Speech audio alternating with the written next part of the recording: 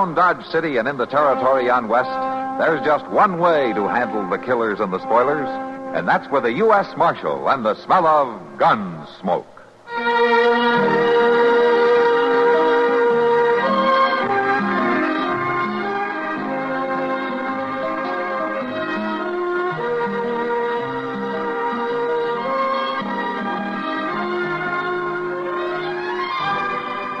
Gunsmoke, starring William Conrad. The story of the violence that moved west with young America. And the story of a man who moved with it. I'm that man. Matt Dillon, United States Marshal. The first man they look for and the last they want to meet.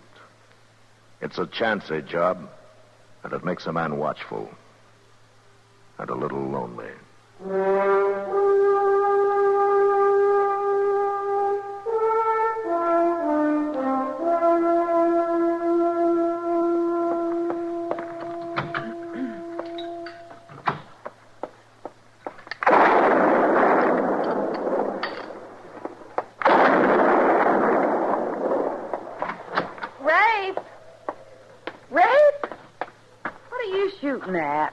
Something moving near the barn. I declare, Rafe, I think you're beginning to see things. You were out here shooting about this time yesterday. Come on in and have your supper. I saw something, I tell you. I'm going down there. Now, Rafe, your eyes are playing tricks on you in the twilight. You didn't find anything last night, did you? I didn't get a good look. You hollered me back here like the Injuns was after you. A woman likes her supper et once she sets it on the table. Come on, Rafe. Your pie'll be getting cold. I'll eat. But one of these times I'm going to get a good shot at him. Put that gun down and pull up to the table.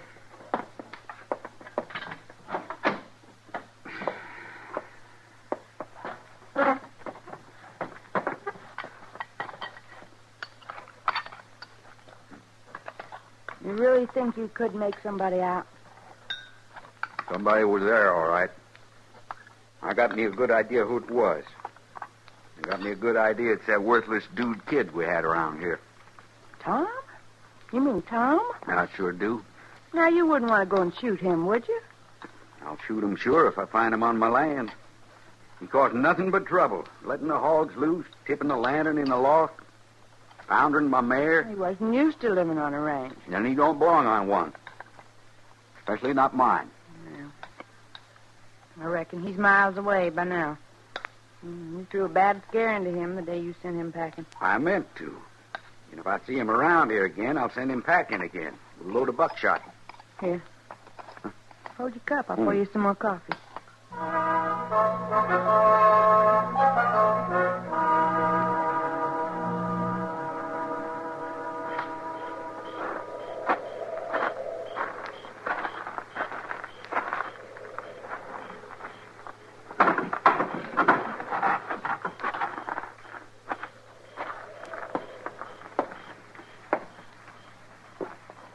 Boy?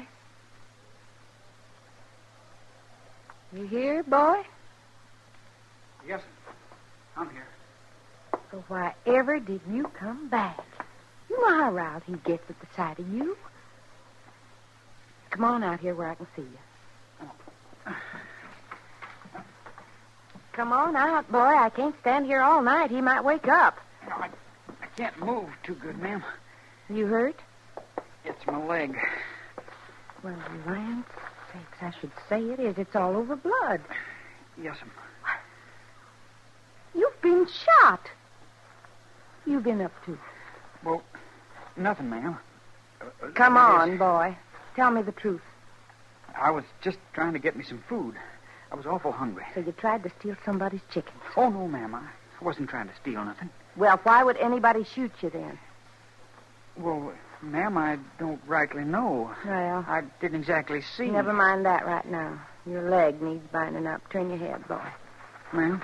Turn your head. Oh. This nightgown will have to do for a binding. I declare Rafe's right about one thing. You don't bring nothing but trouble. I swear I don't know what to do about you. You're purely out of place on the prairie. You never should have left Baltimore in the first place. You hear me, boy? Yes, ma'am.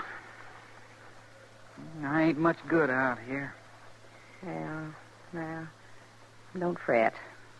We'll just fix you up somehow. Now, let me see that leg.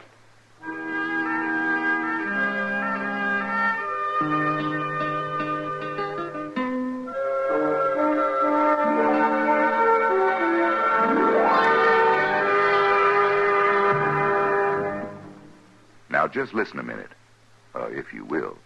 I've got a little story to tell you. Well, it's not so little. It's sort of a tall tale. It's about a legendary hero, a logging hero. You know, logging is a pretty important business. And this hero, Tony Beaver was his name, well, he gets most of the credit for making it what it is today.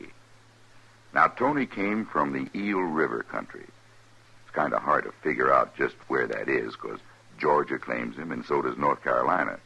And then West Virginia says he's from there. But wherever it was, well, that's where they raised the greatest logger of them all.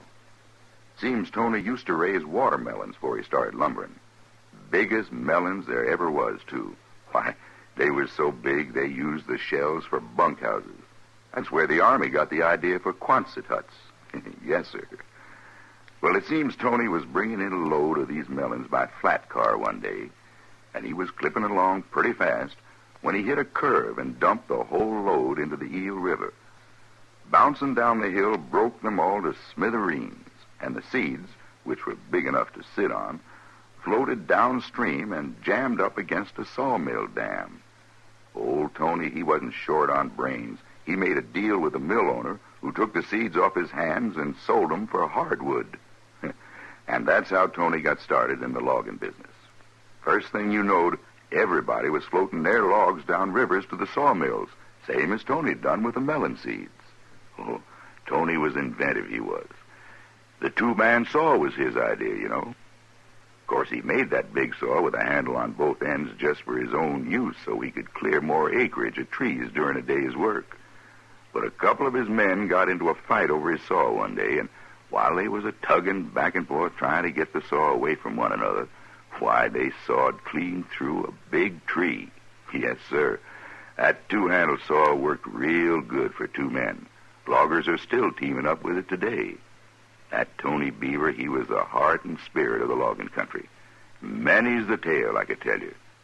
And you'd believe me, too, wouldn't you?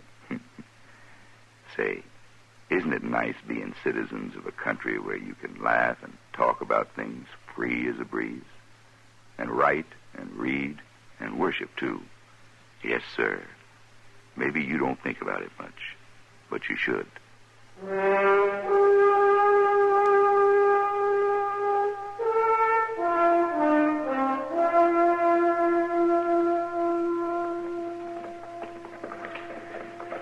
I declare, that must be the sixth one I've saw today. I said that must be the sixth one I've... Oh, excuse me, Mr. Dillon. I didn't mean to disturb your reading of the paper. Oh, that's all right, Chester. What are you counting, anyway? Ladies. You keeping track of the ladies all of a sudden? Well, no, sir, but it seems like today there's a lot of extra ones driving into town. I must have counted 6 at least. Yeah, and what do you make of it? Oh, I know why they're here, all right. Is that doings that the church are getting ready for? Doings? Yes, sir. Supper or sociable, something like that. Anyway, they're bringing in all sorts of home-cooked food. No wonder you're so interested. Yeah, I sure would like to sink my teeth into some of it, and that's a fact. Yeah, maybe you can talk yourself into something. Looks like one of the ladies is heading this way. Mm-hmm. Oh, that's Rafe Mayfield's wife, ain't it? Yeah, I think it is. Hello, Marshal. Chester? How do, ma'am? Hello, Miss Mayfield. Oh, how are you and Rafe making out these days? Tolerable, I guess. Marshal, can I speak to you for a few minutes in private life? Well, sure, Miss Mayfield. Here, let me help you down. Oh, thanks. There you are. Yeah, come on inside. Well, guess I'll be going along. Oh, I don't mind you, Chester. You might even help. Well, now, thank you, ma'am.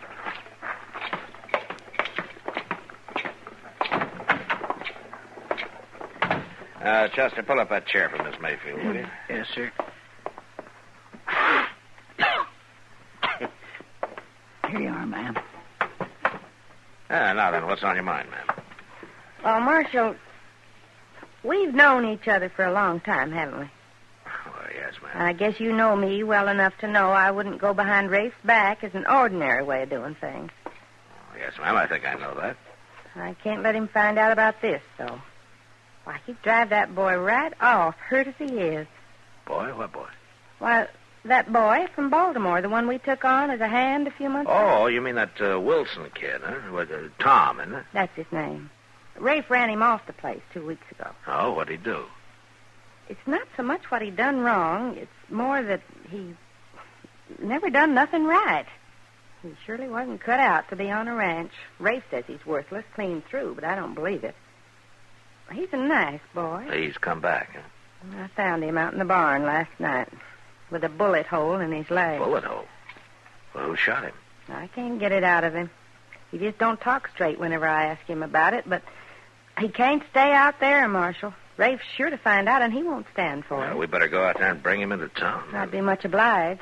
Rafe's away, picking up a new mayor. If he could come today, he wouldn't have to know about it. We'll do that, Miss Mayfield. Chester. Yes, sir. Go down and get the loan of Moss Grimmick's wagon, will you? And we'll bring him into docks. All right, sir. Well, sure, thank you, Marshal. Oh, don't thank me, Miss Mayfield. I'm kind of curious about that bullet hole.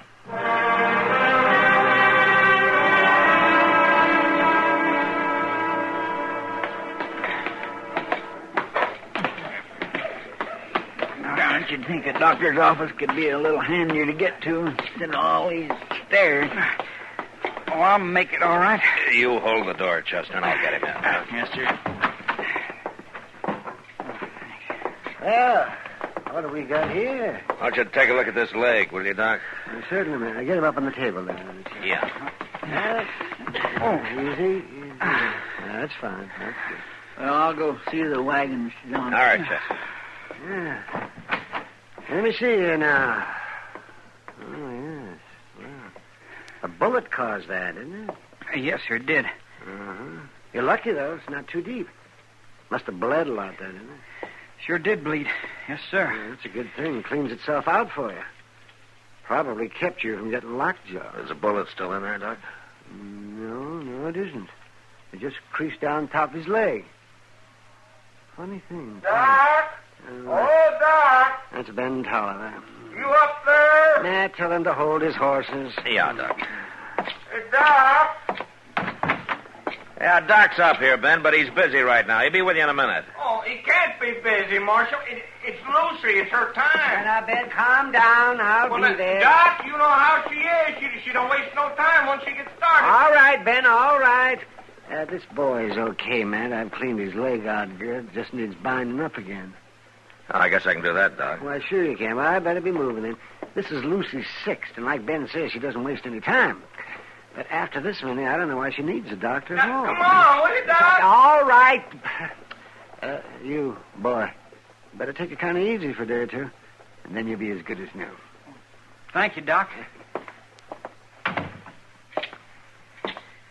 Yeah, it's kind of painful, I guess. Oh, no, Marshal. It don't hurt hardly at all no more. I wasn't thinking about you. I was thinking about Ben, being a father. Oh, well, yeah, I guess so. You hold still now while I bind you up, huh? Yeah, it sure must have been a trick shot that got you. What do you mean, Marshal? Or else the gunman must have been 10 feet straight up above you.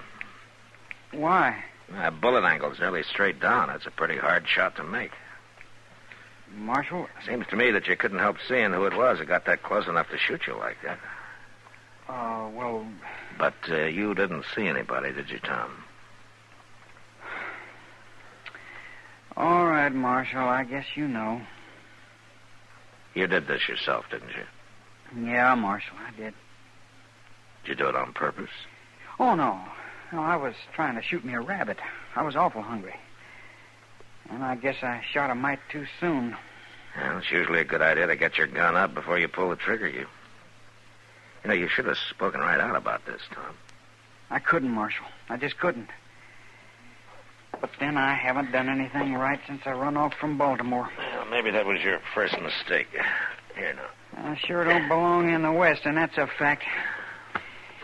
But Well, when you're so all-fired clumsy you shoot yourself in your own leg, where do you belong, Marshal? Yeah, there's lots of accidents with guns, Tom. That's no disgrace.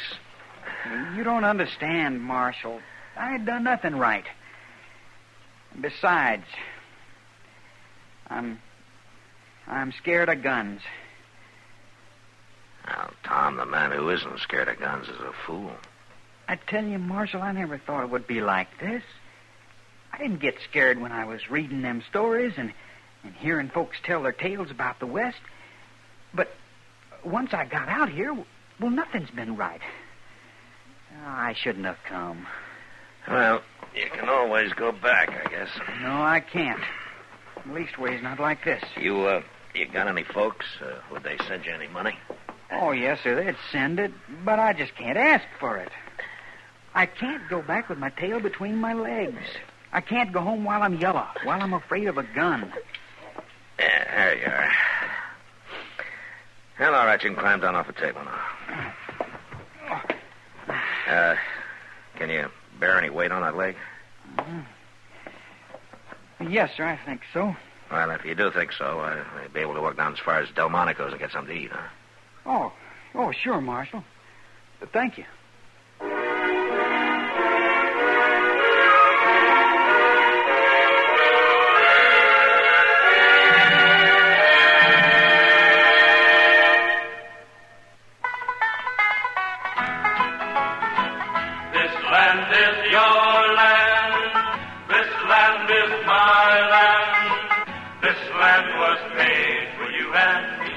When I was a child, I used a little spelling game to remember Mississippi.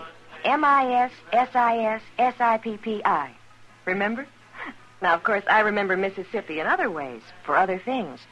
I remember Faulkner and Yoknapatawpha County, the aristocratic old plantations of Natchez, shrimp boats setting out from Biloxi. Many of you, too, must remember watching the oystermen off the shores of Pass Christian or cotton pickers in Greenville, attending the Delta Staple Cotton Festival in Clarksdale, patting the Spanish moss on the giant oaks. Mississippi stirs remembrances in most people, even those who have never visited the Magnolia State. For the history and the name of the state, and, yes, even the spelling game, make us stop to think and to ponder the wisdom behind the state motto, by valor and arms.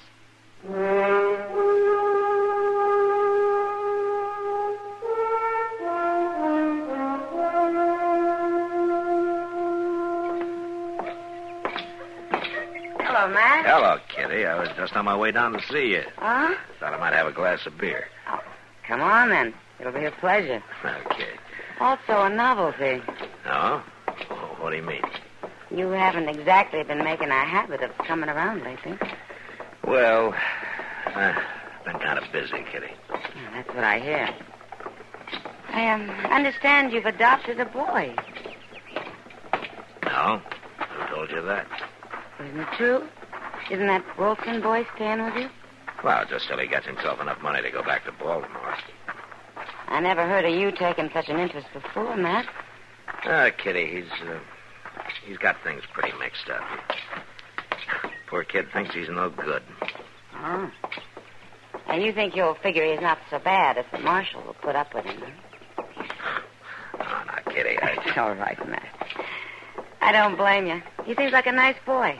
He waited on me yesterday in Mr. Jonas' store. Well, another month and he'll have earned his train fare back home. Couldn't somebody lend it to him? No, he won't take it. Says he's going back on his own, the same way he came. Sounds kind of proud, foolish to me. Well, yeah. Marshal Dillon. Yeah, Mr. Jonas. You better come quick. What's happened? That boy, Tom, he tried to shoot it out with a hold-up man. What? I'm afraid he's dying. Kitty, go get Doc, will you? Oh, sure. Come on, Mr. Jonas. Yes, sir. Where is he? I carried him into the storeroom. Exactly what happened. Well, I was behind the counter. This man came in, held a gun on me. Yeah? You tried to do anything about it? Oh, no, Marshal. I just put my hands up. There isn't enough money in Dodge worth getting shot over. Then the boy rushed in, huh? He must have grabbed a gun off of the shelf. He stuck it in the man's back, and the fellow whirled and shot him. The boy didn't even get a chance to pull the trigger. The man got away? Marshal, he got away. And I'll find him, all right. Right back here, Marshal. Tom, it's Matt Dillon. Marshal. You did fine, Tom. But I didn't get him, Marshal. Well, that doesn't matter. The thing is, you tried. Yes, sir, I sure tried. And nobody can do more than that. Marshal, I wasn't afraid when I grabbed that gun. Does that count for anything? Counts for a lot, Tom. I don't have to be ashamed anymore. No, of course you don't. I can go home and face folks. You can face anybody, Tom. Then I guess I'm glad I come west after all.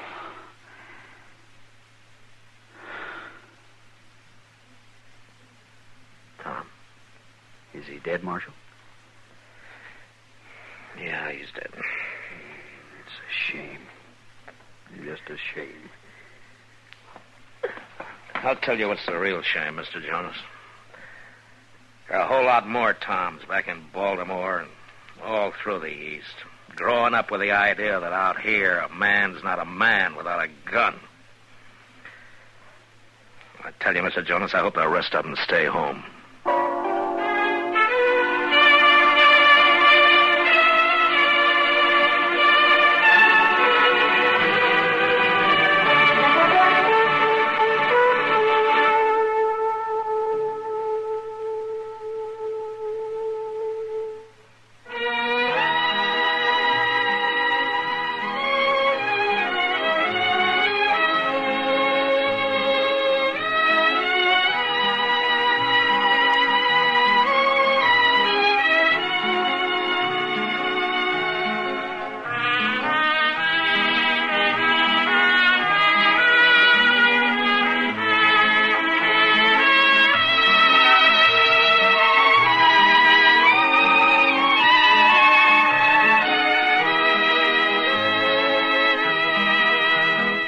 Gunsmoke. Produced and directed by Norman Macdonnell, stars William Conrad as Matt Dillon, U.S. Marshal. The music was composed and conducted by Rex Corey. Sound patterns were composed by Ray Kemper and Bill James. Featured in the cast were Parley Bear as Chester, Howard McNear as Doc, and Georgia Ellis as Kitty. George Walsh speaking. Join us again next week for another story of the western frontier of America in the 1870s on Gunsmoke. This is the United States Armed Forces Radio and Television Service.